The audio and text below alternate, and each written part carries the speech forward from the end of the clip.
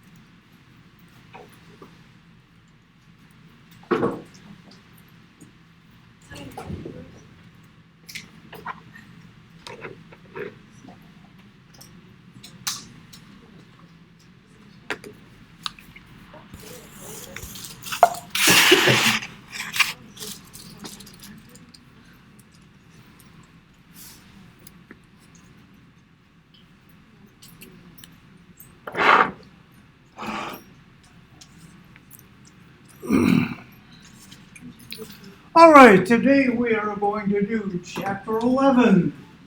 Please remember that on Wednesday we will meet over in the D building in the lab room, but we will do Chapter 12. Okay, any questions? This is an aerial shot of the Japanese nuclear reactor that kind of melted down because it was hit with a tsunami and an earthquake. Not a nice thing. Lots of fire, lots and lots and lots of radioactivity. When I first saw this picture, the thing that struck me though was if you look around here in the very close neighborhood, there are houses everywhere here. People live right next door to this thing. And because this was Japan, everybody had their own little garden and they grew stuff. So everything settled down, people came back, couldn't stay, but came back for a little bit to see what was going on. And here's a couple pictures from the gardens that were there that were affected by the radioactivity. Kind of a twofer on the corn.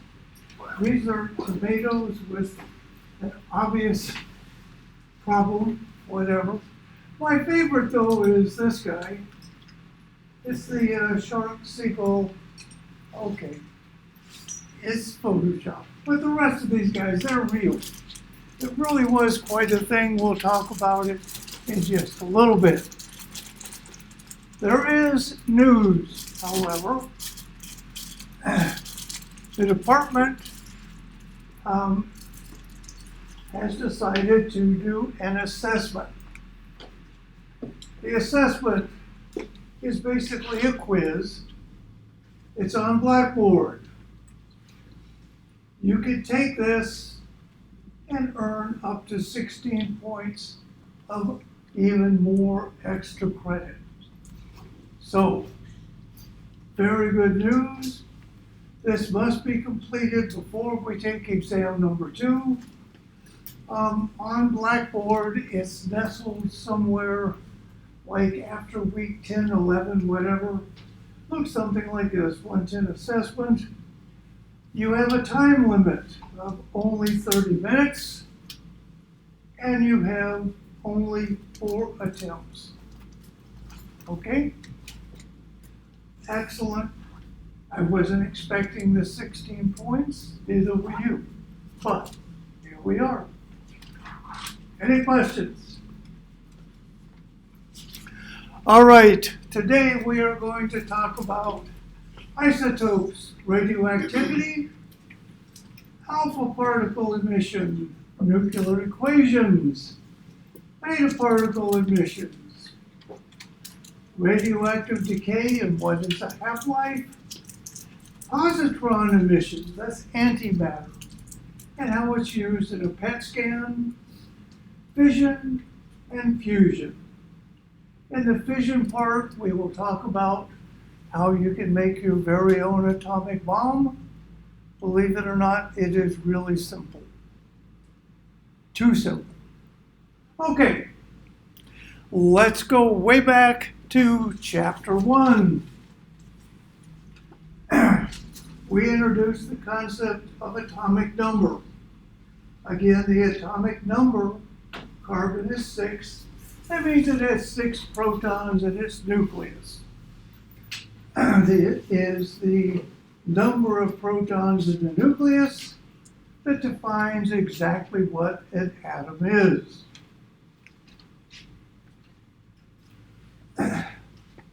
We use an atomic symbol to represent these things. We're going to use a lot of these today, so let's just review it. The atomic symbol begins with the symbol for the element. As a superscript in front, we put the mass number.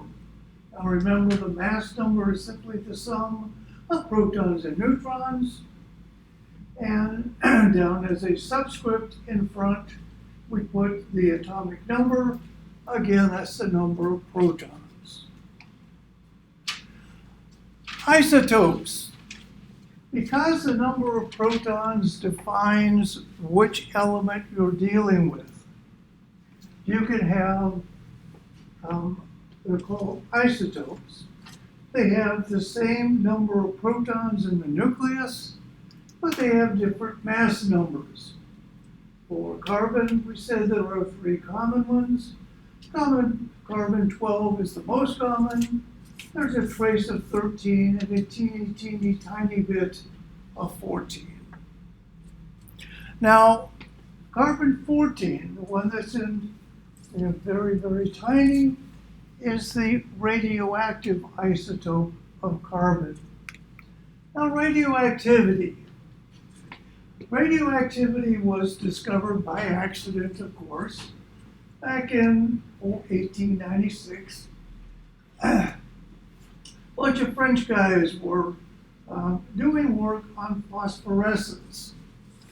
And the way they did this stuff was they had a big dark room. They had photographic plates. Now, for some reason, somebody had a jar of uranium salt, and they just carried it around with them. And they took it in the dark room and happened to just put it on this stack of photographic plates. When they were developed, they were ruined. It was all fogged up. It was yucky. Now, in those days, that was a big deal because these plates were cast by hand. Somebody got fired, I'm sure. But nobody quite understood what this was, what the uranium salts had done. Work by Curie and others eventually explained it in terms of the concept of subatomic particles being emitted from the uranium salts. Curie and others ultimately classified them as alpha, beta, and gamma particles. Alpha particle from the nucleus contains 2 protons and 2 neutrons. gives it a charge of +2. A beta particle, it turns out, sure behaved like it was an electron. It is an electron, but you can ask the question, what's an electron doing in the nucleus? Good question. Gamma particle. This is just really a high energy photon. So it's light, but very, very, very high energy. These are the three most common ones. We'll also talk about positrons. I think that's the only one we actually cover a bit later. Any questions? Well, these three particles differ a lot in their properties. Again, this is +2, this is -1, this is neutral. They also have very, very different inherent energies. Alpha particles, this is supposed to represent a piece of paper. An alpha particle you can stop just with a piece of paper. It's fairly low energy, it's heavy, whatever. Beta particle, this represents 1 centimeter of lead. Typically it needs about a centimeter of lead to stop the beta particle. Gamma particles are just amazing. There's always a background radiation here on Earth from gamma particles that come from way out in the universe. They can go through 10 centimeters of lead like it's nothing. Very, very high energy particles. To measure, we use something called a Geiger counter. Now, everybody has probably seen someone like this. This is a civil defense Geiger counter, an official one, from the 50s and 60s. It has a tube up top, has a gauge, and it clicks every time a radioactive particle enters the tube area. Schematically, it looks something like this. It's pretty simple. Here's your tube. What you do is you evacuate this, then you add a little bit of a gas, krypton, argon, something like that, but just a real tiny bit. You have electronics that put a charge on a rod in the middle and the outside of our tube. When ionizing radiation comes in the tube, it kind of like interacts with the gas and sets off a mini lightning bolt. Okay? Best way to see it. This is picked up again by the electronics, and every time this happens, you get a click. Very classic Geiger counter sound. Now, hearing the little thingy in the background is always fun, but this is my jar of uranium salt. I carry around to fog up stuff, whatever. And this is a little Geiger counter.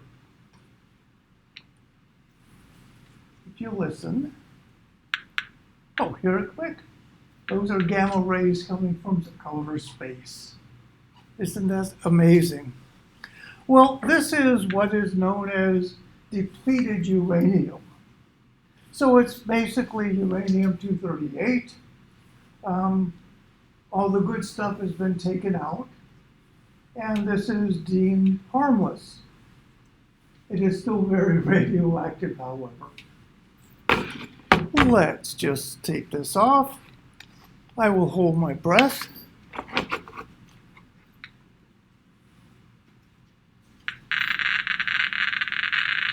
Lots and lots of stuff happening in there. Kind of neat.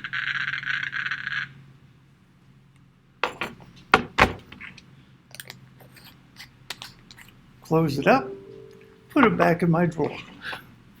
All right, let's talk a little bit about the particles that are coming off that uranium. And the first I'd like to address is the alpha particle. Remember, alpha had a charge of +2, 2 protons, 2 neutrons. This is equivalent to a helium nucleus with no electrons. It comes straight from the nucleus. This is our working nucleus here, we'll pretend. 12 protons, 12 neutrons. An unstable nucleus will attempt to stabilize itself by releasing an alpha particle, something like this. We are left here now with 10 protons and 10 neutrons, and here's our alpha particle that has been released. Alpha particles, like we said, are low energy, but we'll see that these are actually extremely toxic. Uranium-238, we just listened to it. It is an alpha emitter. This is the atomic symbol for uranium-238. So it has 92 protons in a nucleus and a mass number of 238. This is going to lose the helium nucleus or the alpha particle, whichever you want to call it. When you do that, you will make a different element. Now, the atomic number of our new element must be dropped by 2 to make it 90. That's because we lost the 2 protons in the alpha particle. The mass number is going to be dropped by 4. The identity of the element. For this, you need to look at a periodic table. We're starting here at uranium-92. We lost these 2 protons. We're now here at thorium-90. Again, the mass number started at 238 plus 4. We're at 234. We have changed our substance from uranium to thorium and released an alpha particle in the process. Typically, people will write the alpha particle as a helium nucleus. You can also show it with the Greek symbol alpha, same thing. This is called a nuclear equation. And just like any chemical equation, we must balance on both sides. Now, obviously, we can't balance for the same numbers and types of atoms because we're changing atoms, right? But a number of protons must add up, and the mass numbers must add up on both sides. So 90 plus 2, 234 plus 4, and that's our uranium. Nuclear equation. Any questions? Well, let's do a simple problem then. Thorium-230. Now, thorium we just saw is somewhere. There it is. It has 90 protons in its nucleus. It also loses an alpha particle. Let's write the nuclear equation and figure out what element we're forming. Here's our thorium. We're going to lose our alpha particle. That means the number of protons are going to drop from 90 to 88. The identity of our element. We're starting here at 90. We're going to lose 2. That takes us down to 88, which is radium. Put in our RA. Mass number started at 230. We lost 4. We are at 226. 88 plus 2 is 90. 226 plus 4 is 230.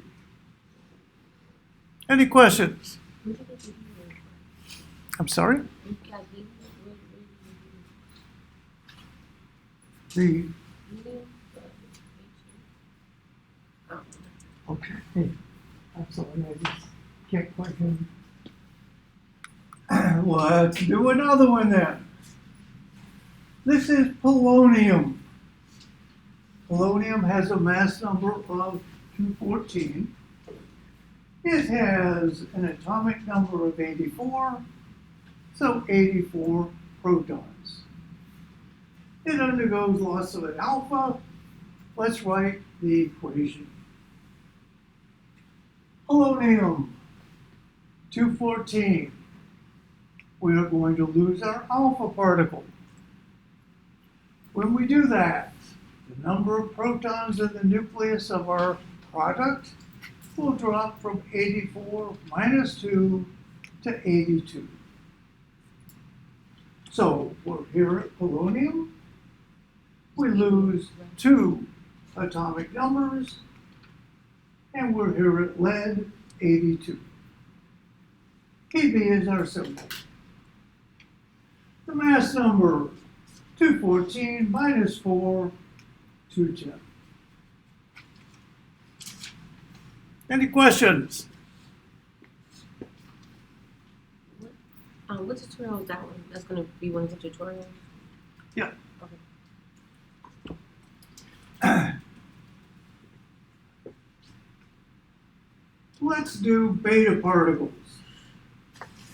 Now, beta particles, as I said initially, were surprising because, well, it's an electron, but it's coming out of the nucleus. It was very puzzling for a while. It happens because a neutron somehow dissociates into a proton plus an electron. This is positive, this is negative, this is neutral.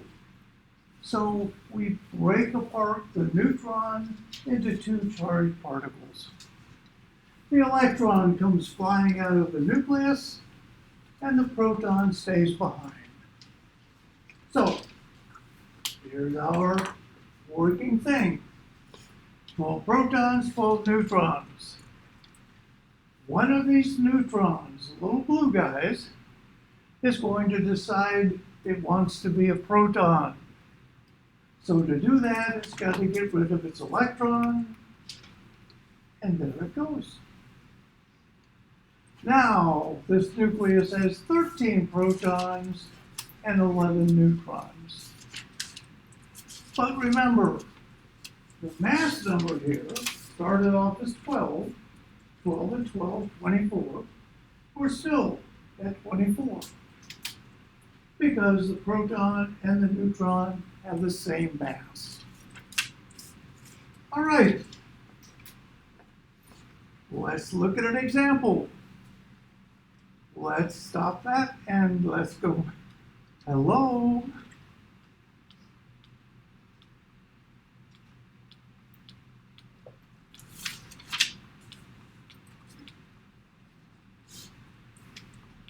Gee, we were a long ways. That's even faster than I thought.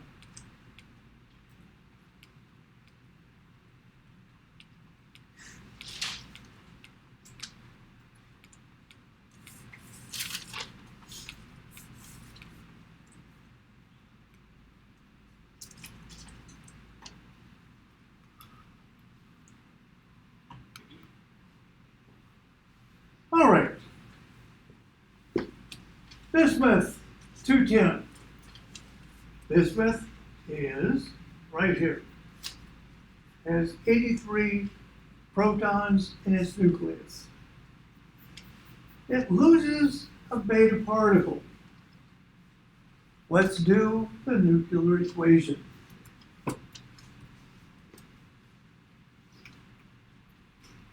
We start with our bismuth 210. We are going to lose the beta particle. Oh shoot, I guess we're still not quite right.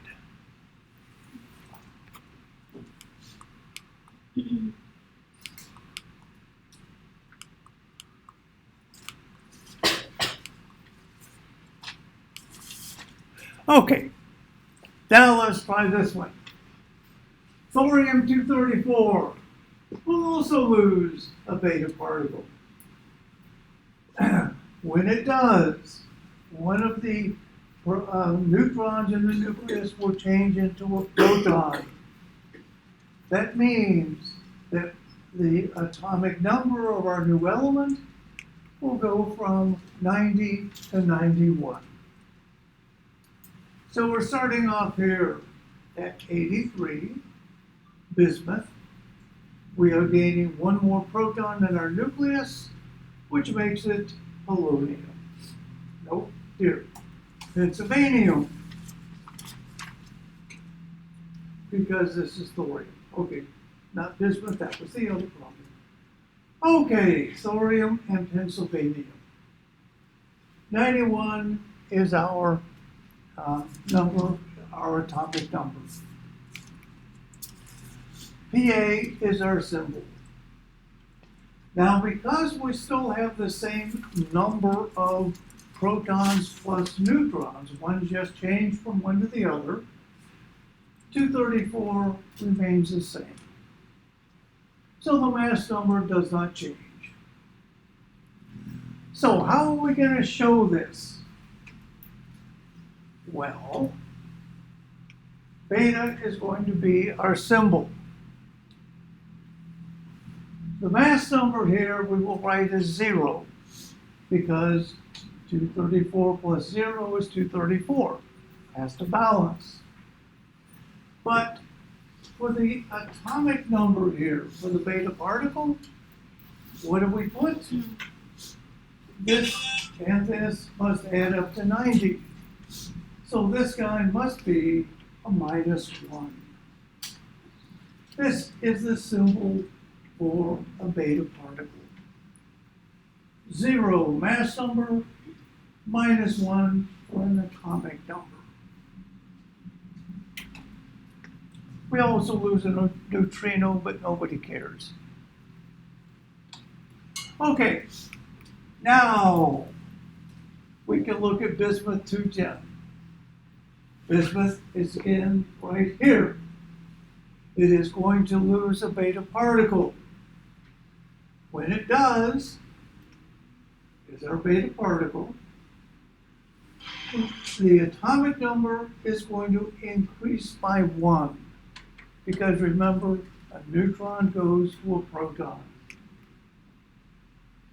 We are starting here. We're going up here to polonium.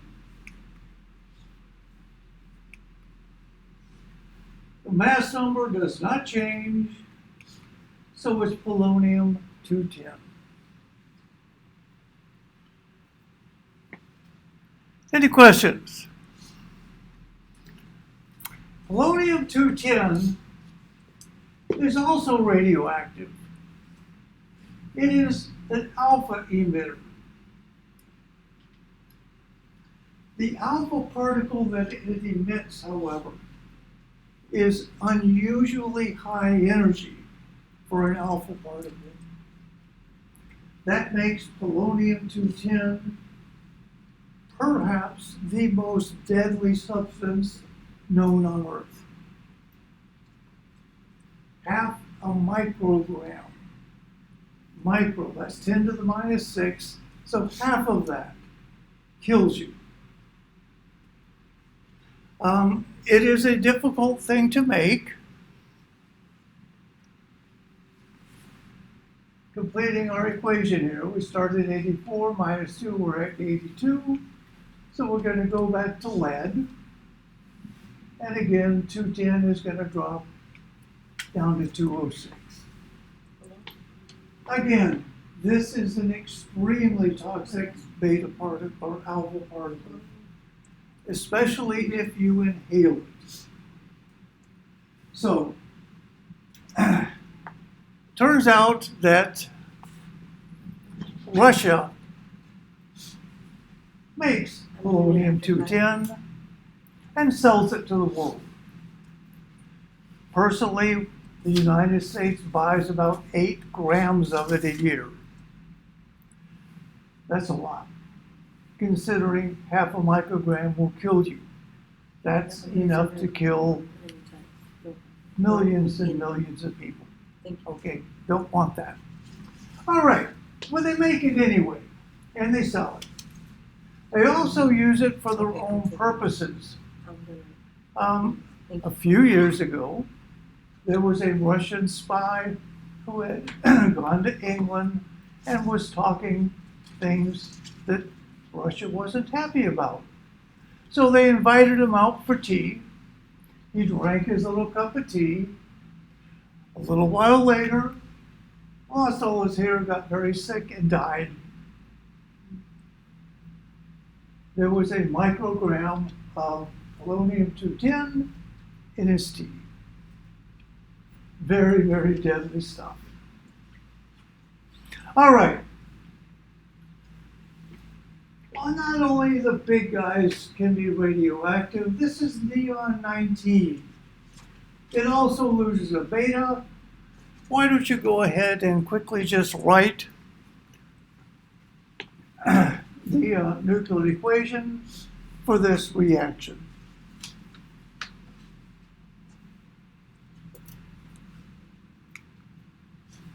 There's our beta particle. Remember, we're starting at 10.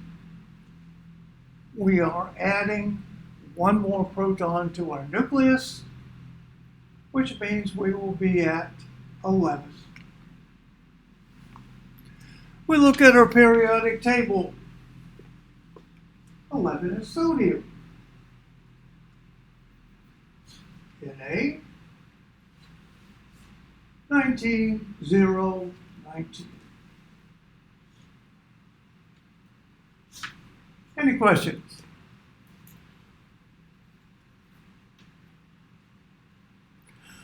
All right. Beta particles were confusing as far as where do they come from, right? Gamma particles are also confusing. They're often associated with the release of either a beta or an alpha. And the best explanation is that doing that takes the nucleus and gets it all excited. When it gets excited, it gains energy from losing its particle. So, energy. It releases that energy then as the gamma particle. Once again, this is a high energy photon. The nucleus itself does not change.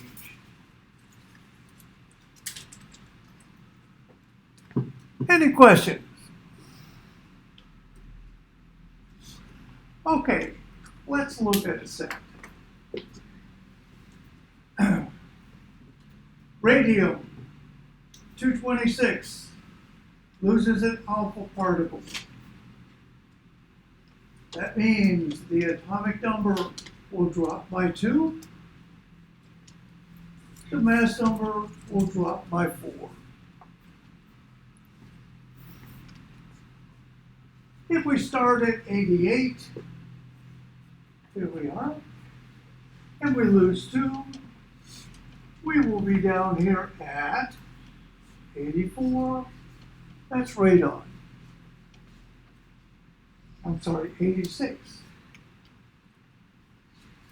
The mass number, 226 minus 4, 222.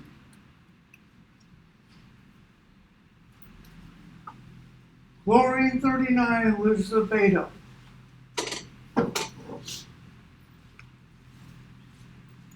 Here's our periodic table. We are at chlorine,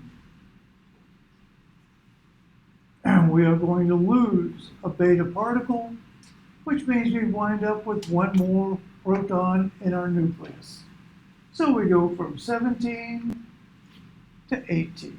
That's argon. The mass number will not change, and that's our product. Lead 214 also loses a beta.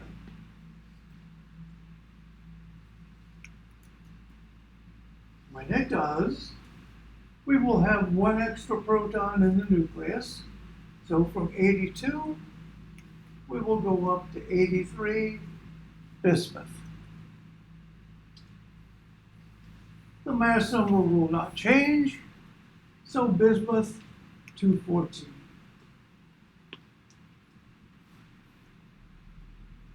Finally, radon, we just made radon, loses an alpha particle. When it does, the atomic number will drop by 2, giving us 84.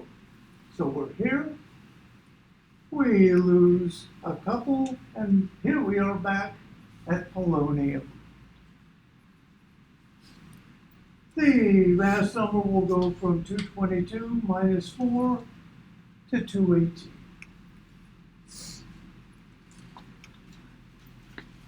Any questions? Well, the very last tutorial for the semester is nuclear equations. It's simple. You are given a decay.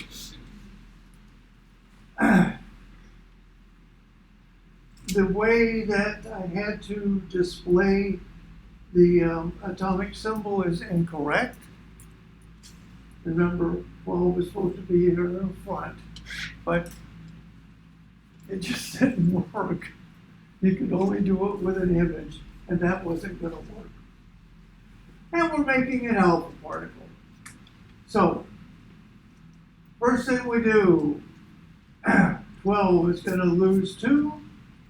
We're going to wind up with 22 as our mass number, 10 as our atomic number.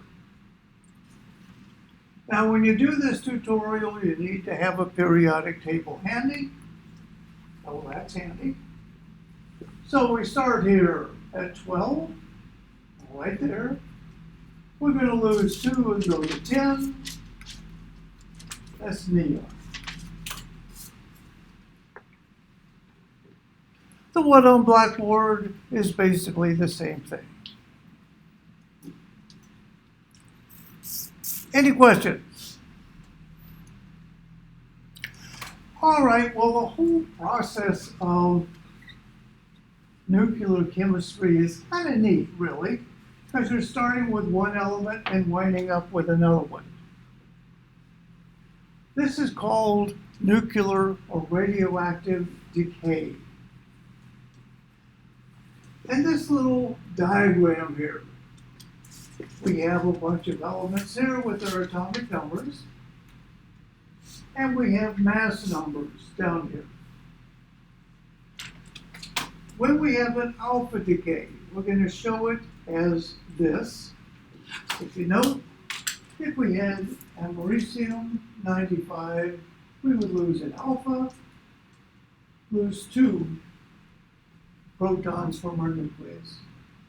We also lose 1, 2, 3, 4 mass units from our mass number. So let's just trace one out. Let's choose uranium-238. We just listen to it. Loses an alpha first to make thorium. Thorium loses a beta to make proactinium. This loses another beta to make uranium-234, which loses an alpha to make thorium-230. We just made radium-226. And finally, we're going to stop here at radon-222. So we start with uranium, went through proactinium, uranium, thorium, back to radium, and finally radon. Radon is interesting. You may have heard of it. It's a gas. It's an alpha emitter. Because it's an alpha emitter and a gas, it is interestingly toxic. So, let's pretend that we were mining uranium. Uranium is present in very small quantities in big rocks. So you take these big rocks, you grind them up, you're left with big piles of stuff. What do you do with it? Well, one thing you can do is make cinder blocks. You can also just make cement. It's just little rocks, right? Except, this still has a little bit of uranium left in it. So, this guy is going to sit there over its entire lifetime, and it's going to go through this cascade and wind up releasing radon-222 gas.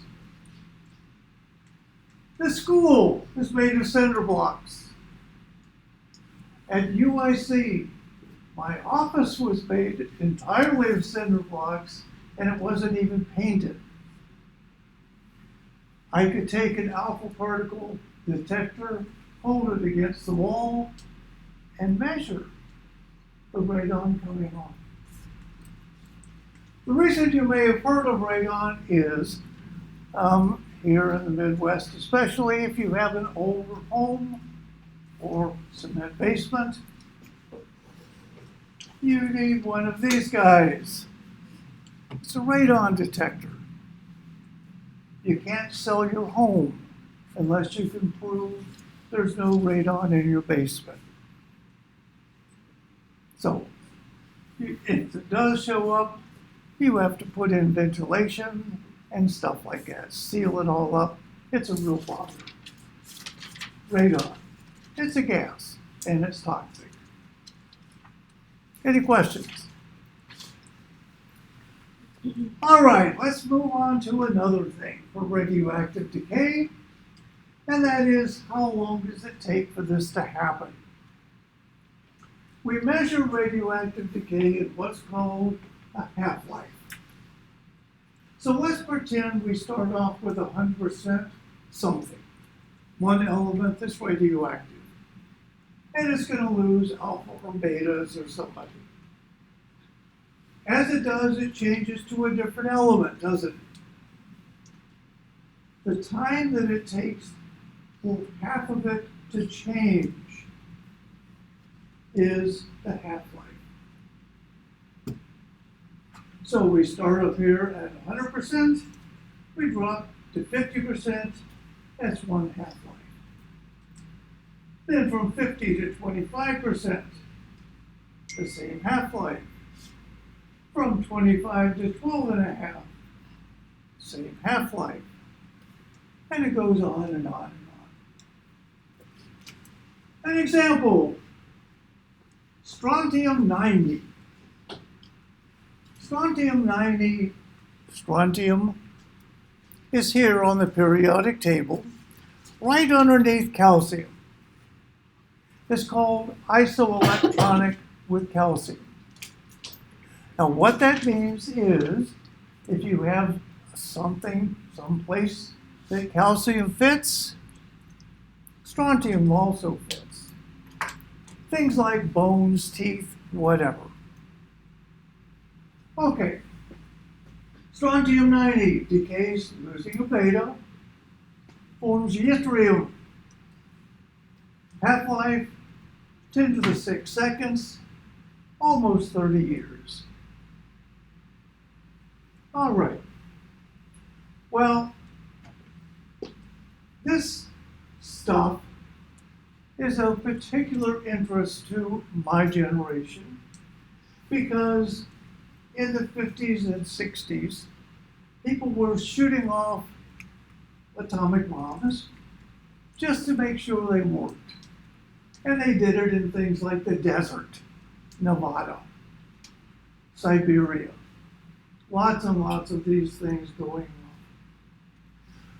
One of the products that gets made and then sucked up into this little mushroom cloud is strontium-90. Okay, so strontium-90 is in this cloud. This goes way up in the atmosphere, carried off by the winds. We used to call it radioactive fallout, because as the cloud went over, it would rain down. Let's pretend that you're in Wisconsin. We're close enough. There are cows in Wisconsin, right? And it rains there. Strontium-90 is in the atmosphere. It rains. The grass grows. The cows eat the grass. Cows make milk. It's shipped to Chicago and children drink it. It contains strontium-90.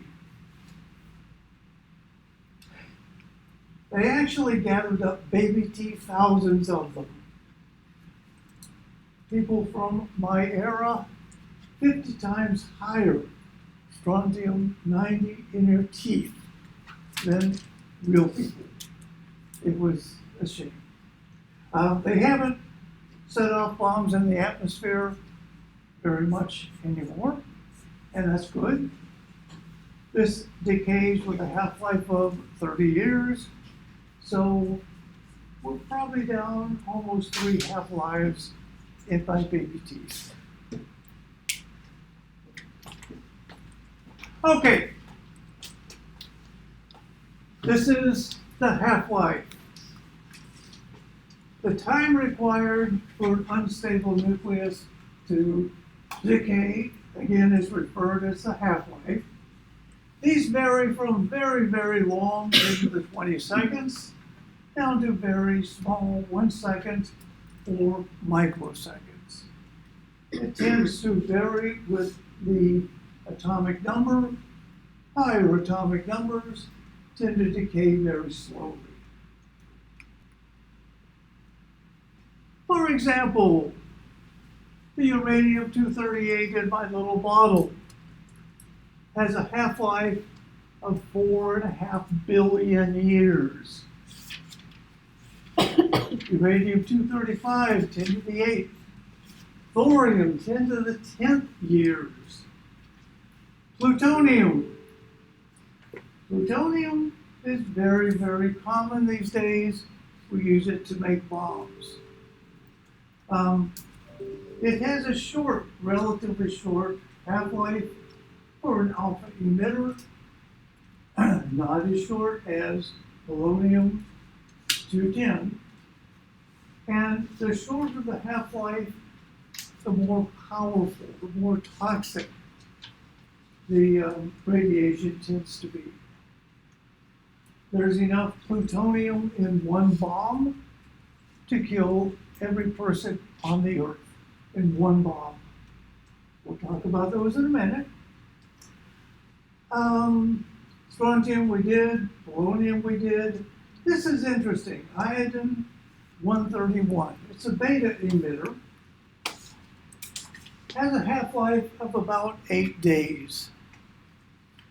The reason this is of interest is when there's an accident at a nuclear power plant, like in Japan and 3 Mile Island, one of the isotopes that's released is iodine-131. Now, this is 3 Mile Island. 1979, it melted down. Huge clouds of iodine-131 were released. Your body uses iodine. Thyroid hormone has 3 iodines on it. If you're breathing in this cloud, you're going to breathe in the iodide.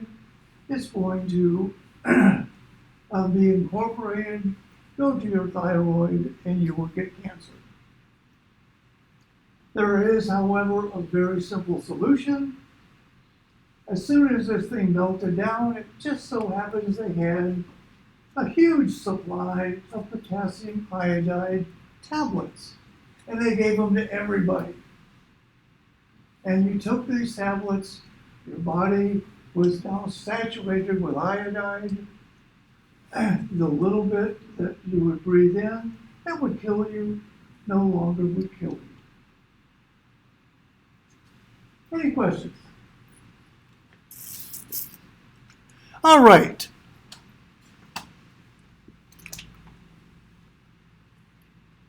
Cobalt-60 has a half-life of 5 or so years. It's a beta emitter. If you had a 1 milligram sample and you waited almost 16 years, how much stuff would be left? Now this is a real life problem because when I first came to Triton, I was looking for something to use my Geiger counter with. And I was in the lab and I found a little sample of cobalt-60, which you're not allowed to have. You are not allowed to have that at all. It is what's used in radiation medicine for tumors and stuff like that. Extremely toxic. Sitting in the lab. And I thought, well, this isn't good. And I looked at the date. It was when Triton was built, 64. So I did a quick calculation. And there was nothing left. So there's the equation to calculate how much is left with how much you start if you know the half-life. Don't bother writing it down. We're not going to use this equation, okay? I'd have to explain to you how to feed this into your calculator, and that would take another hour. So, instead, let's just do this in our head. If we started off with a milligram of the stuff, after one half-life, we start with 1 milligram, we would have half a milligram. After another 5.3 years, we have half of this. After another 5.3 years, we would have half of that. After, let's see, how long was it? 40, almost 60 years, we're down to micrograms left. So our little sample in the cabinet was safe after all. But I had to get my own uranium. Any questions? 10 half-lives, we're down to 0.001. All right. You may have actually heard of half-lives in terms of radioactive dating.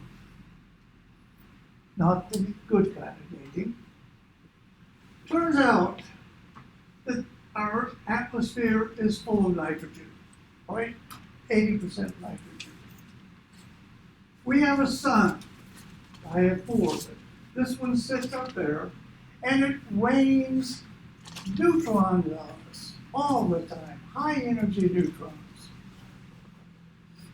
When they hit the atmosphere, however, the atmosphere tends to detoxify that.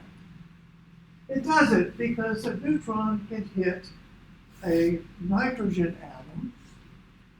The neutron is very sticky. It will hit the nucleus of this and make nitrogen 15. Just hits the nucleus and sticks. Now, nitrogen 15 turns out to be very unstable. And this nucleus will break apart a little bit. When it does, it spits out a proton and forms carbon-14. This is where the carbon-14 on Earth comes from. So this process goes on all the time.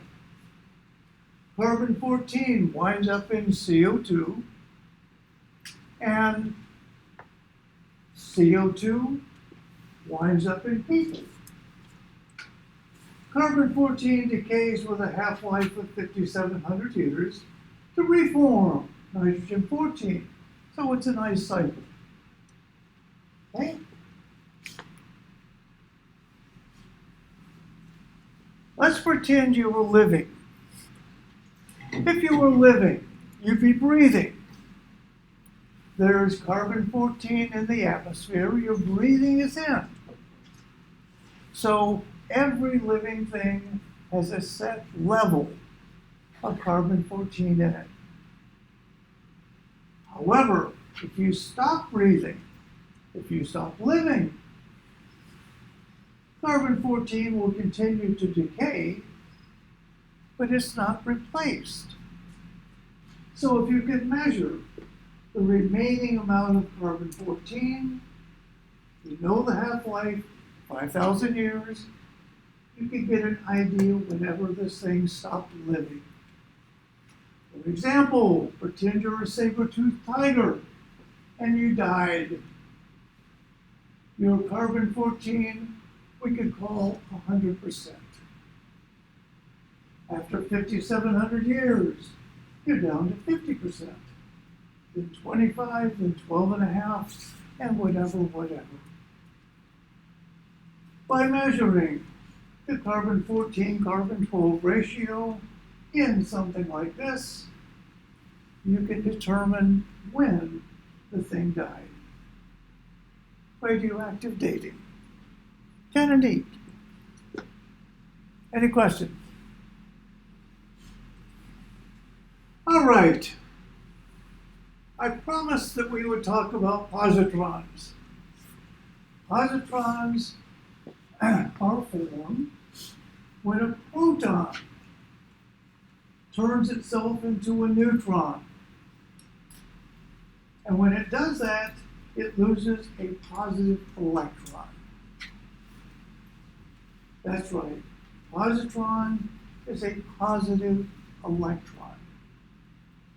That makes it antimatter. When this happens, we start with 13 and 11. One of these protons is going to change into a neutron and release this positive electron. Mass number again will stay the same. Atomic number decreases by 1 from 13, in this case, down to 12. All right. Here's how you show it. And an isotope that releases this is carbon-11, very rare. Releases the positron and forms boron-11. The symbol is a +1, 5 + 1 is 6, 11 + 0 is 11.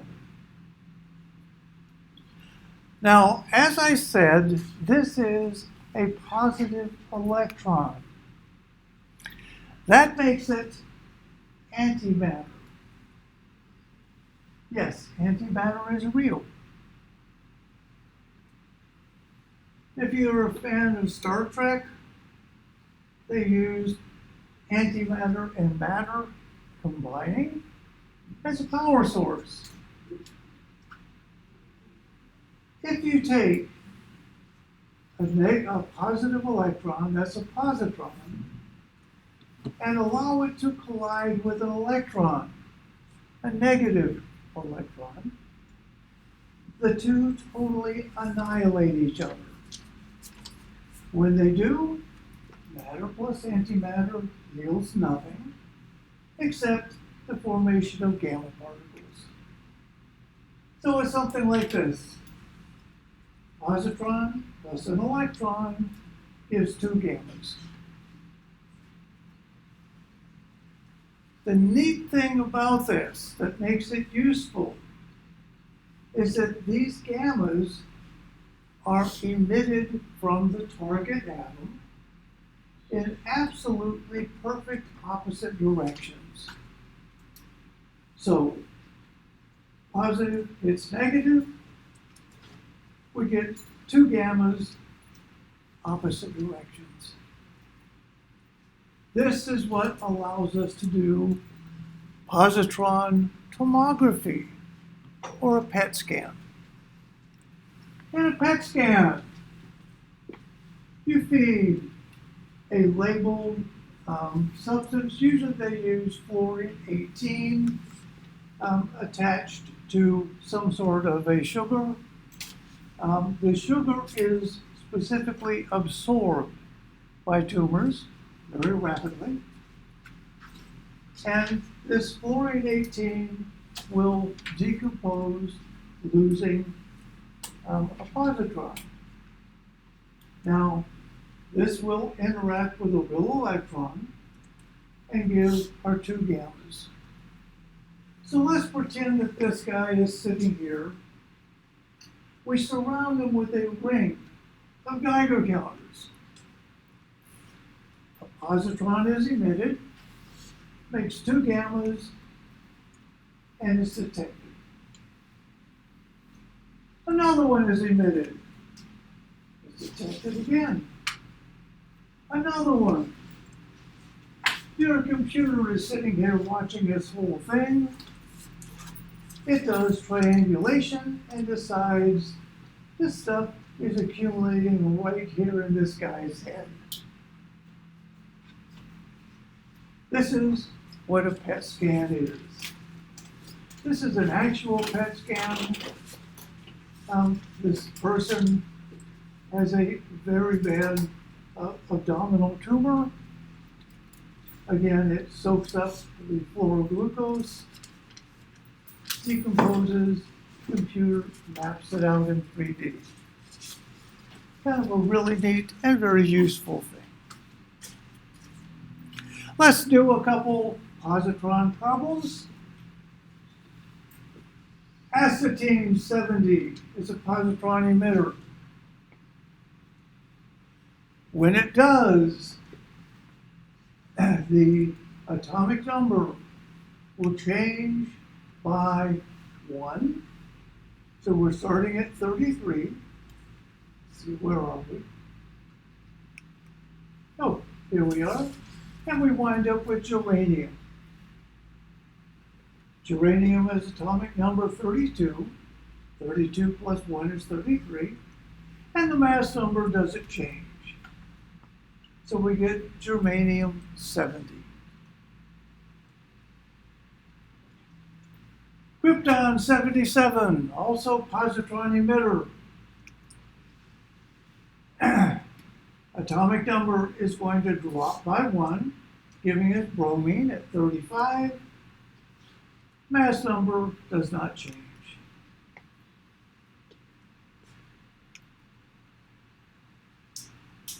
This is in reverse. If we wound up with bromine 79, what do we start with?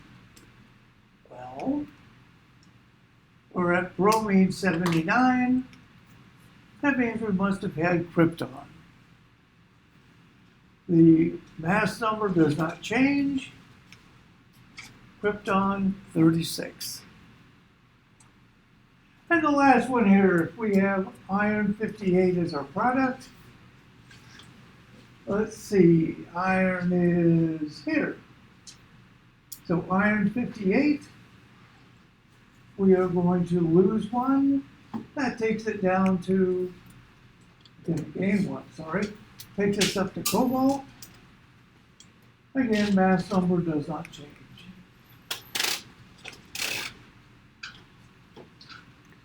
Any questions? On the exam, you will have something like this. It'll be random. Just very quickly run through a random set.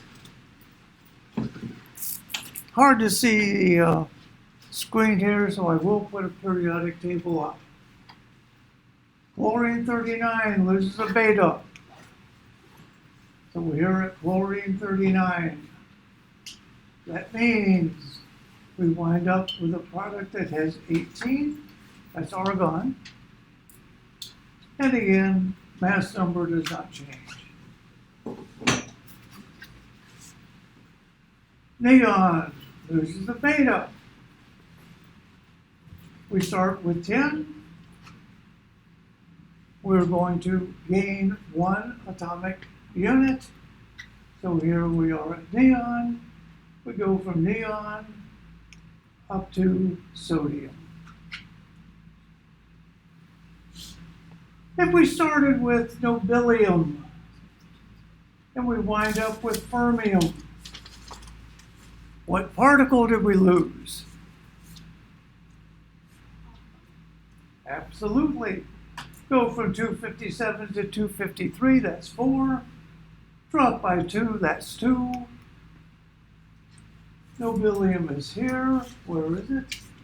Oh, it was there. Not anymore. And it's an alpha particle. Finally, plutonium-239. This is what they use in bombs. Lose an alpha particle, very toxic. And this undergoes a loss of 4 for our mass number, 2 for this. Plutonium is going to go to uranium-235. Any questions?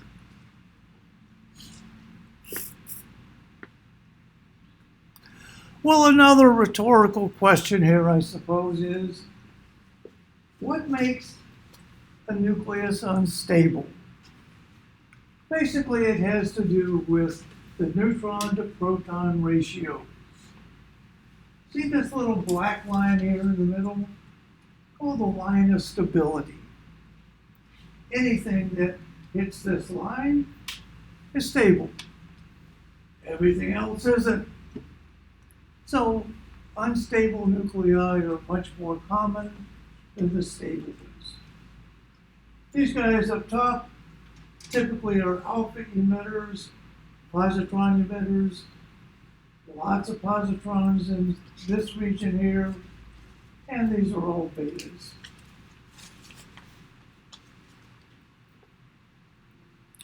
Okay, let's go back to carbon-14 synthesis.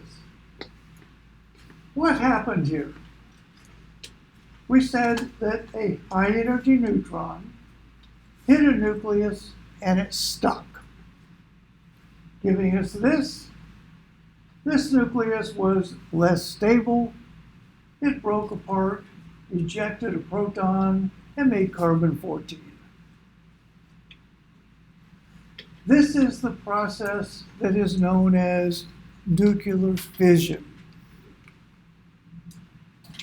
This is the process that gives us atomic bombs. Okay. This is also called a transmutation. What happens basically is a nucleus will pick up a neutron. It will form something that's unstable, and that will either eject something, or if it's a big nucleus, cause it to break in half. 235 uranium is the original version of this. If you take uranium-235, hit it with a neutron, the neutron will stick. The 236 that is formed is unstable. And so what happens is this. Here comes our neutron, hits, and it breaks. This is fission. You'll note that when this thing broke apart, these three guys are formed. Those are high energy neutrons. Each fission releases about 200 million electron volts, which is equivalent to heating something to 2 trillion Kelvin for every fission event. Here we split this into krypton and barium, and we get these three high-energy neutrons. A nuclear chain reaction can now happen because these guys can hit another uranium, and the thing can happen again. Again, it's called the nuclear chain reaction. Now, in order for this to happen, you have to have a fairly large chunk of uranium. This commonly is shown using ping pong balls and mouse traps. So very, very carefully, somebody put all these mouse traps here, put 3 ping pong balls on them to represent neutrons, and just for the fun of it, you're going to drop 1 neutron in the top. When this happens, 3 ping pong balls will bounce out, hit 3 more, hit 3 more, and the chain reaction goes. Looks something like this. Whoosh.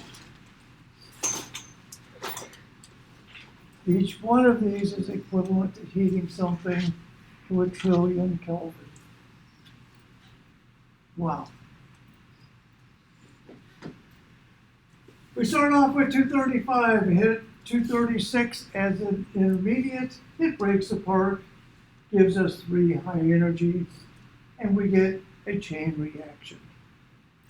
Now, in order for the chain reaction to go to fruition, you have to have what's called a critical mass.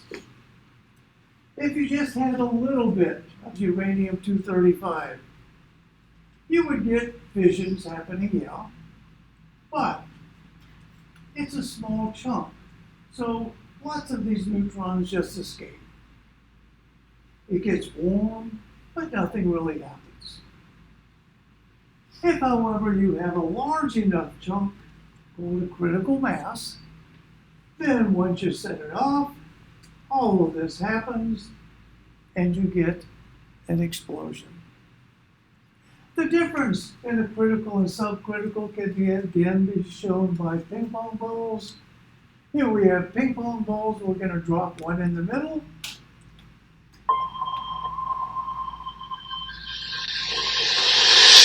And whoosh.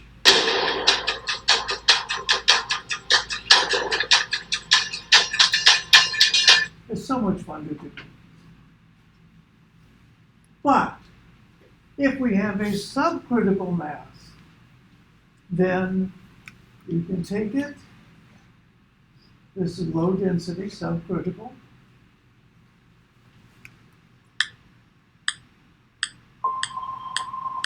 And the ping pong ball, the neutron, can manage to make it all the way through without setting anything off.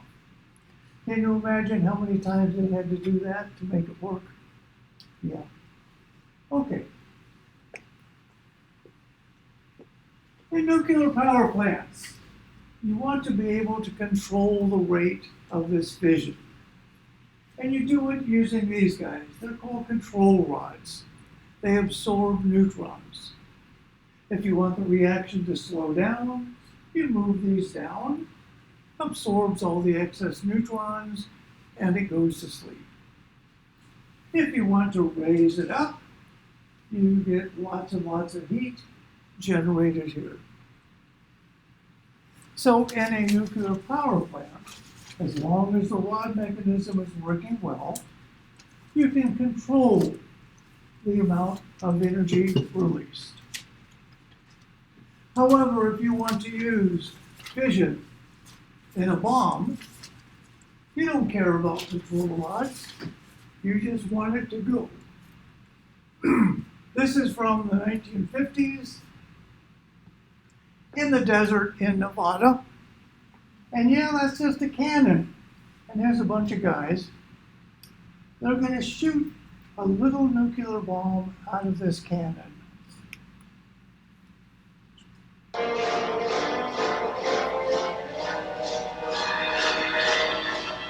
They're also pleased with themselves. Load it up. And it travels 3 or 4 miles down range where the Russian generals are having tea. And kaboom. Now everybody's standing here watching this. Okay? Here's the explosion. They also put stuff around. This is the shock wave that hits first. After the shock wave comes the blast wave.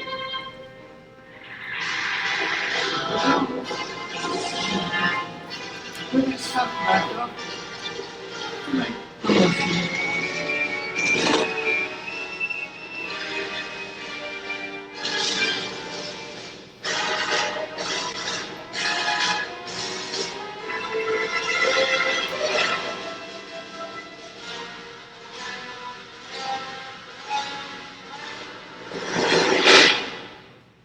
And there's the mushroom cloud forming.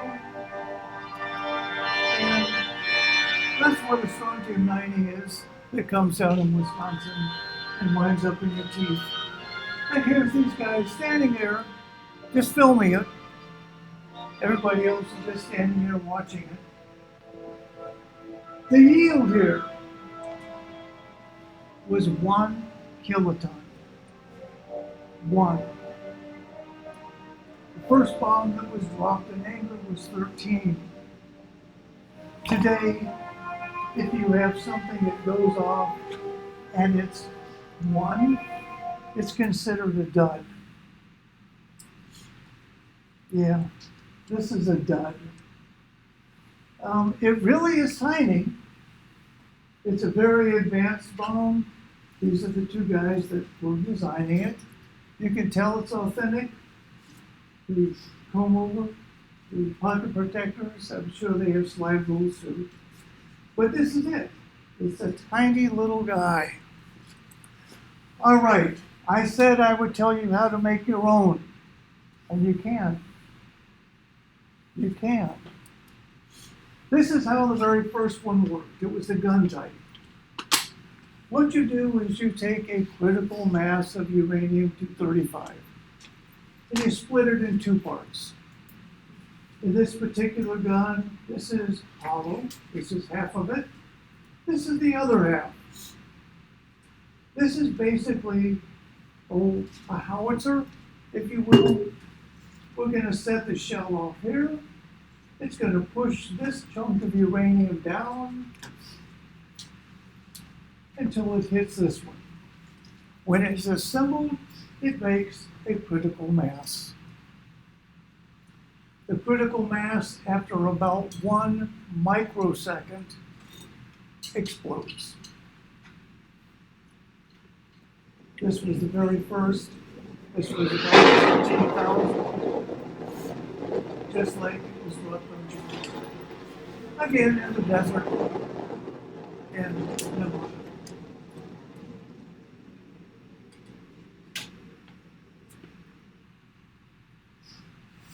I say don't try this at home because you could. You know, if you simply have 2 chunks of uranium and you put them together and hold it there for a microsecond, it's going to go off. It is so simple. That's why people get so nervous when third world countries start making uranium-235. Fortunately, though, nobody makes gun bombs anymore because they use way too much stuff. You need a critical mass, roughly 37 pounds of it. That's a lot. You can make it with a whole lot less using what's known as an implosion bomb. In an implosion bomb, you have a little subcritical lump. You surround that by a ring of explosives. The trick here is that all of these guys have to go off at exactly the same instant. Exactly. That's really hard to do. So it doesn't take much to set it off, but the wiring, the electronics are very sophisticated. looks something like this. Here's our shaped charges around. Here's our subcritical mass in the middle. We set all of these off at the same instant. It compresses this, the density goes up. When the density goes up, it hits a critical mass. In reality, what does this look like? A soccer ball. It's about the same size. These are all the shape charges, and there's a hole in the middle. In the middle, you put a little lump of plutonium. This is about the size of a baseball. So you have your baseball size subcritical mass. You have your soccer ball. If you want to make a bomb, put it in there. Now, as you may know, there are treaties governing how many bombs nations can have. We signed on, Russia signed on, whatever. But this doesn't count as a bomb. You have a shell full of these guys just sitting there, and you have a shell full of these guys. They don't count in your total. You want a bomb, you pick it up, you put it in. Now it's a bomb. It's a real loophole in the treaty. Everybody knew it at the time because, we have about 35,000 of these things sitting on a shelf right next to these guys. So do the Russians. You can make an implosion bomb very small. We saw the one they shot out of the cannon. That was implosion. This is a backpack. The idea was you give this to some guy, he puts it on his back, crawls into enemy territory, leaves it, runs back quickly, and it goes off. With sophisticated bombs today, they easily fit in a suitcase. Easily fit in a suitcase. This is about 1 million tons of TNT in that suitcase. We've lost 11, have no idea where they are. Russia has lost lots. When the Soviet Union collapsed, they could no longer pay the guards that were guarding their little collection of round things and soccer balls. They couldn't pay them, so they all went home. And bad people went in and started helping themselves. So there were a bunch of little bombs everywhere. The reason that we haven't had them explode yet again is that the timing has to be perfect. All right, atomic bombs are fun, but fusion bombs are really good. In a fusion reaction, we're going to take two nuclei, and instead of breaking them apart, we're going to squeeze them together. When we squeeze them together, in this case with a deuterium and a tritium, we get a helium, we get a high energy neutron, and we get lots and lots of energy.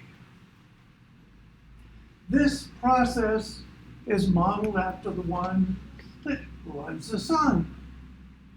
In the sun, you take protons, squeeze them together, make, this is heavy hydrogen, squeeze it with another one, make another, squeeze them together, eventually winding up with helium and more hydrogens. This is the reaction that goes on that fuels the sun.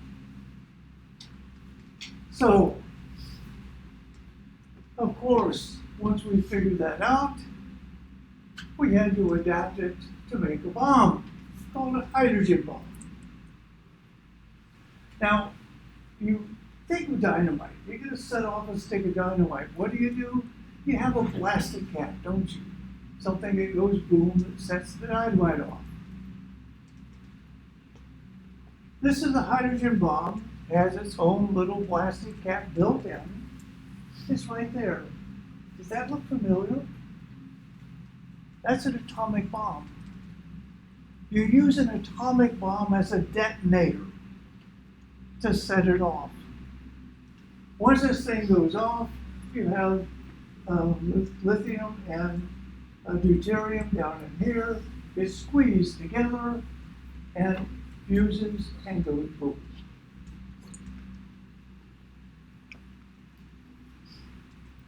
This is probably the most impressive explosion you will ever see. The Russians did this. They designed a 50 million ton bomb, 50 megatons. Actually, it was 100 meg when they designed it.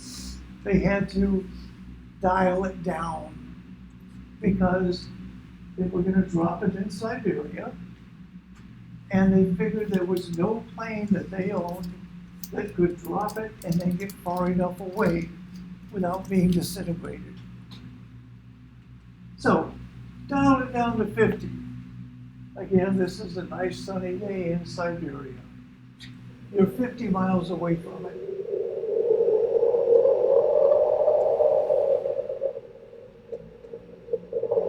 This is going up 40, 50 miles in the atmosphere.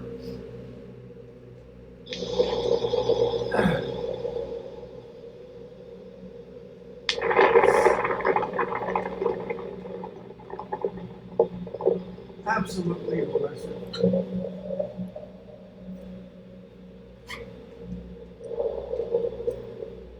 And again, all the strontium 90 goes up and falls down in Wisconsin. Those are bad days. 50 megatons. Now, you might ask, if a normal bomb is 10 to 12, why do the Russians need a 50 or 100?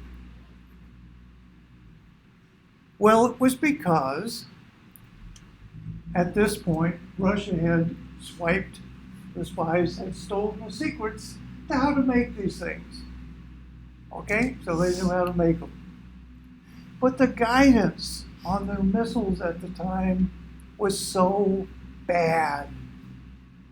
If you use a 50 megaton device, it doesn't matter. If you're off by 10, 12 miles, it doesn't matter. It's still going to do it.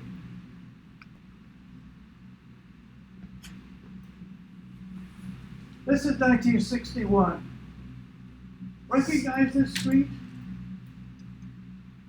That's Lakeshore Drive. These are Nike missiles.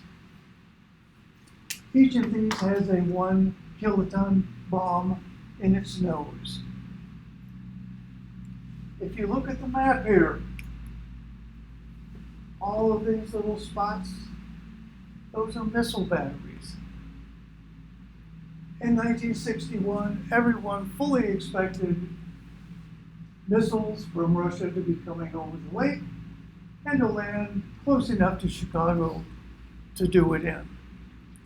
Our response was to shoot up all of these little missiles, dozens and dozens, hoping one would get close enough, because our guidance wasn't great either, hoping something would get close enough to disable it. Those were terrible times. Yep, there's a field museum right there. Whole Lakeshore. Whatever. All right, well, there's a peaceful use, right? It was all justified by the Atomic Energy Commission to make nuclear power plants. Electricity was supposed to be so cheap, didn't even need meters anymore. This is a cooling tower. A lot of people look at that and think that's the reactor, and it's not. That little round building, that's the reactor. The way it works, here's your containment building, first of all. In here you have your reactor. Control rods, you raise it up and down to make it hot or not. You pump water through it. Water gets really hot. Pump it again, your heat exchanger goes up, turns a turbine, comes down, another heat exchanger. This goes up, it's non-radioactive, and heads back. Two things can happen that are bad, okay? That's a pump. If the pump dies, this thing overheats, melts, called a meltdown, collects down here on the floor, eats its way through the concrete, and you get a breach. The other thing, control rods. If something goes wrong with the control rod, you lose control of the reactor. You can't shut it off anymore. In Japan, both of those things happened at the same time. The pumps went out, the control rods were damaged by the earthquake. This was again the fire and the neighborhood. Today, the fire's out, obviously. It's still very, very, very radioactive. Can't get close to it. And the containment buildings have been flooded with seawater. So this is what it looks like on the inside now. Each of these little stacky things here, those are radioactive 235 with control rods going in and out of them. The fact that it's underwater isn't a bad thing. Turns out that water's so amazing. The one thing that it can do as well is absorb neutrons. So it absorbs all the excess neutrons, whatever. So let's pretend that we're running our power plant and it hasn't exploded and everything is good. Okay? After a while, the output from the control rods starts to drop because the stuff's being used up. What do you do with the used control, with the used core? Obviously, first thing you would think of, you take them and put them in a giant swimming pool. Yes, that's what you do. See the array here. These are being lowered into water. The water is pumped, put in giant cooling ponds, pumped back in. Again, here's our fission reaction. The water helps absorb the excess neutrons. Now, if the water's not there to absorb the neutrons, these guys get hotter and hotter and hotter. Eventually, they would melt down.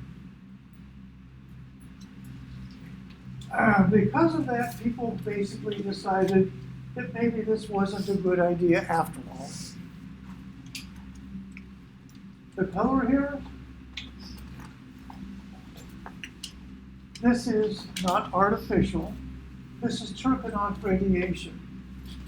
When the neutrons are released and they run through water, they make this eerie purple glow. Okay. So, we have lots of power plants that do this stuff. We have lots of used cores. What do you do with them? Well, we said we put it in swimming pools, right? All these little dots, most of them are here, are where they store this stuff. Okay? That's Illinois.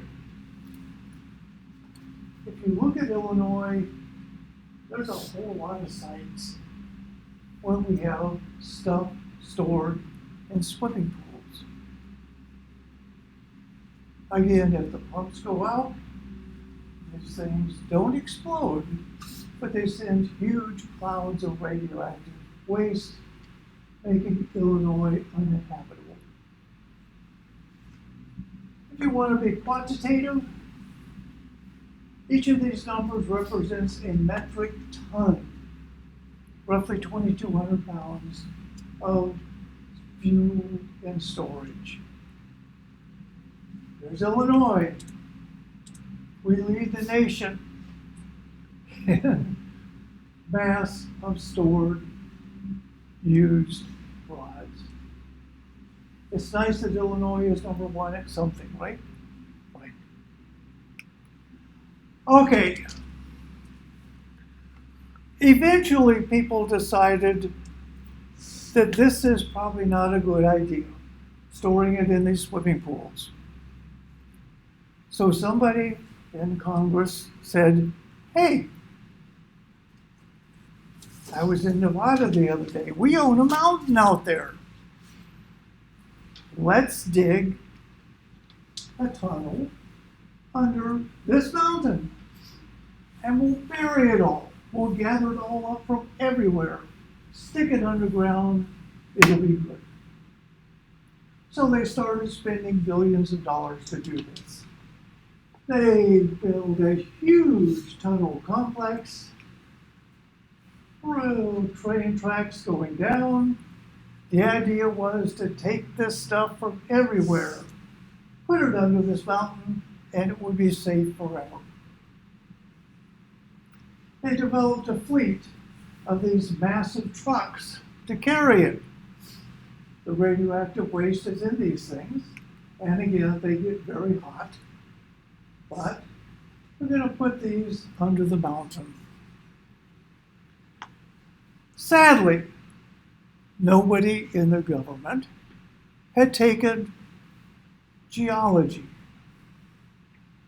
If they had, they would know that the mountain was there because the plates underneath the crust moved, broke, and went up over each other. That's where the mountain part comes from. Also, that means here's the top of the mountain, Yucca Mountain. This is where they wanted to build the stuff. This is the break, right here. It's also called an earthquake zone. Yes, their plan was to put all of this stuff on top of an earthquake zone. Not only that, when they got to really looking at it, this level where they're doing this is 1,000 feet from the water table that feeds all of Nevada. So not only is the crust broken, but it's broken going, and it's earthquake active, it goes down into the water table. Took them a while to finally convince themselves this was a bad idea. They stopped eventually. We have a nice site here with lots of tunnels in it that will never be used. So what do we do with all the waste? Well, put it back in the swimming pool. After it sits in here for a while, it goes into concrete canisters. You can't put them close to each other because they get too hot. Eventually this stuff will decay down, and when you do, you could put it in barrels and just scatter it into cornfields. That works fine. I think this was staged. All right, nuclear power works. The real problem is the waste. If you remember when we talked about fusion bombs, the product was helium. That's it. Bring on fusion power plants. Again, the sun is one. Okay. hydrogen, compress it, and make helium. At every stage, you release energy. In our hands, we would do tritium and deuterium, squeeze them together, get helium, and lots and lots and lots of energy. The promise was amazing. This plant has been under construction for 30, almost 40 years. This is a fusion power plant, supposedly. It's never worked, never run. It's huge. See the people here? This thing is absolutely huge. If it did work, the principle is this. We have big magnets in the middle. You take compressed gas here, make plasma. Plasma heats up, is charged, increase the voltage on your magnets, squeezes it down, and you get fusion. Fusion heats water, heat exchanger, turbine, and you get electricity. The only problem is they've never been able to get it to work until a few months ago. This guy. These are giant lasers. They're all pointed at the same spot. You take a little pellet of deuterium and tritium, put it at that spot, fire all these lasers at the same instant, again timing, and boom, you get fusion. This worked. They got more energy out than they put in. First time it's happened.